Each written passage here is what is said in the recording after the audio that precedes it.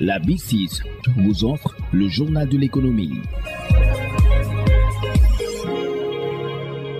Bonjour. Dans la présente, nous recevons Sarah Konaré. Il est le secrétaire général du Syndicat national des travailleurs du pétrole et du gaz.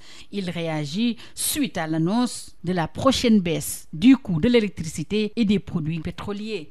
Bon, vous savez, tout renforcement du pouvoir d'achat du contribuable nous intéresse au premier chef.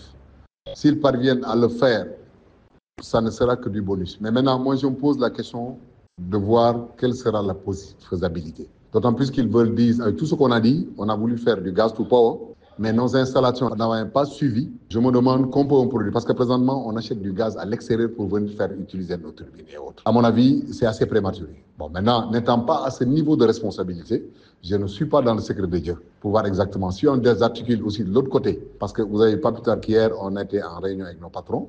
C'est vrai, la dette au niveau du secteur s'est bien améliorée. Ils ont injecté, ils ont diminué.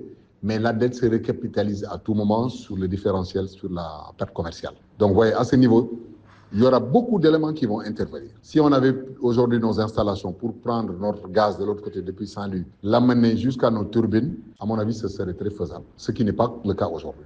Donc, nos charges sont là. Notre pétrole, on en a fait une économie de rente. Parce que ce qui pouvait aujourd'hui impacter le pouvoir d'achat du Sénégalais, si on pouvait aujourd'hui raffiner tout notre pétrole ici, prendre nos besoins en interne, c'était l'objectif de la SAR premier d'ailleurs, de pouvoir en faire un hub pour vendre dans la sous-région. Ce n'est pas le cas aujourd'hui. On prend des cargaisons, pam, on les vend. Et on revient, on recommence. Je me demande comment ça va se faire. De toutes les façons, on est dans une position d'attente. Vous avez vu à travers les micro-trottoirs que vous faites, les gens sont très sceptiques. Certains disent qu'ils attendent de voir. Nous aussi, nous attendons de voir. Et je me demande, même si nous sommes dans les projections, on est presque à la fin de 2025, je me demande comment ça va pouvoir se faire. Bon. Wait and see, comme on dit. Maintenant, nous projeter sur un avenir proche, peut-être c'est très possible. Mais on est preneur. Si on nous dit, voilà, ça ne fera qu'améliorer les conditions des travailleurs. Alors, je voulais dire que par rapport à ce que le ministre a dit aussi sur l'arrivée des turbines, la reconversion de certaines centrales, ça, c'est pas une affaire de quelques jours, d'une année. Vraiment, je crois que tout ceci, si on parvient à le faire, mais ça, c'est pas tout de suite. Nous sommes convaincus que,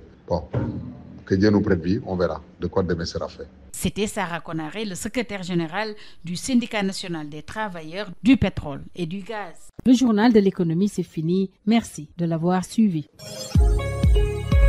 La B6 vous a offert le journal de l'économie.